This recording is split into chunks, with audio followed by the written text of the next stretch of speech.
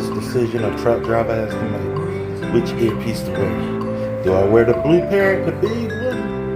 And everybody will know I'm a truck driver and then I'll get called douchebag? Or do I wear the small one and people think I'm wearing a hearing aid and I'm deaf? I'm from the South, we don't say deaf, we say deaf. Oh, decisions are decisions. Any, many, mighty, mo. By the toe, if you holler, let them go.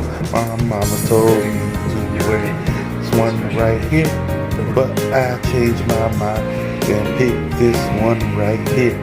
Nah, fuck that. You don't know I'm a truck driver. I'm picking the blue pair. Nah, I'm picking the small one. I just go into the Hooters, get something to eat. Decisions, decisions.